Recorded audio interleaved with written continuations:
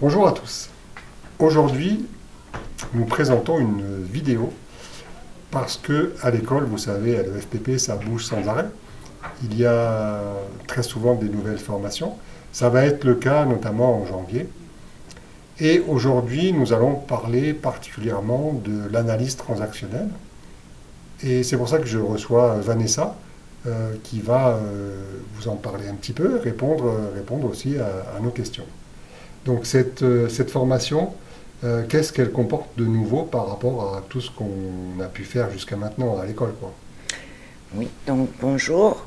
Donc en fait, l'apport de cette formation, c'est que c'est une méthode, une approche psychothérapeutique qui a été donc élaborée dans les années 60 et qui en fait propose une sorte d'immersion progressive qui va démarrer par l'observation des comportements, c'est-à-dire l'échange tel qu'on l'a maintenant, c'est-à-dire la partie visible, pourquoi on s'exprime de cette façon-là.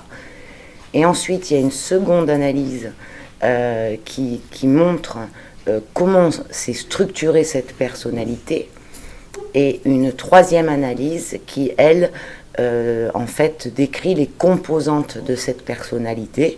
Ben justement, voilà, donc c'est un petit peu un système d'élastique où on fait une immersion progressive à l'intérieur du sujet. D'accord. Est-ce qu'on peut dire que c'est un outil complémentaire, supplémentaire par rapport à la psychanalyse habituelle, quoi, et classique? Je dirais que la méthode est différente dans la mesure où elle a été créée donc par Eric Berne, qui était psychiatre et qui a suivi un parcours psychanalytique.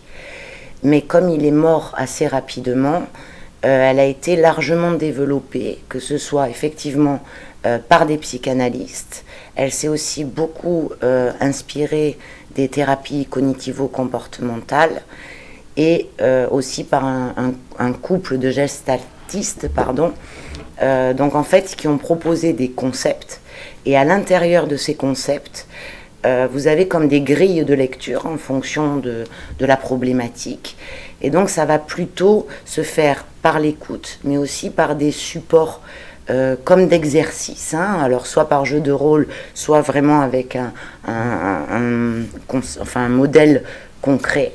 Donc c'est plus interactif, on va dire, entre le thérapeute et son client. Est-ce qu'on peut dire que l'analyse transactionnelle est un moyen terme entre la psychanalyse et les thérapies brèves classiques, habituelles? On peut tout à fait dire ça. D'accord. En fait, c'est un compromis entre les deux, où quand même on redescend à la source des problèmes, c'est-à-dire avec une prise en compte de l'enfance, jusqu'à ce qui se passe aujourd'hui, ici et maintenant. Donc en fait, ça regroupe un peu les deux catégories d'avantages qu'on a d'un côté en psychanalyse et de l'autre dans les thérapies brèves, quoi. C'est ça, tout à fait. D'accord.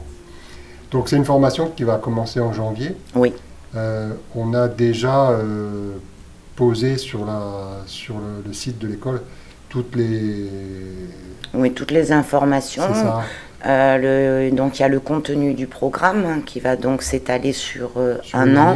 Voilà. À raison d'un cours par semaine, c'est ça? Par semaine, tout à fait. Auquel justement va être adjoint une partie des cours de la formation de psychopraticien, justement pour pouvoir intégrer certaines notions, pour pouvoir prendre le sujet finalement dans sa complétude. Donc à chacun de ces cours sera adjoint un support vidéo. Et en fait, on va travailler un petit peu de façon interactive, puisque on illustrera les cours, donc j'aurai un support tableau, de façon à ce qu'on puisse complètement débriefer le cours ensemble et l'illustrer. Voilà. Très bien.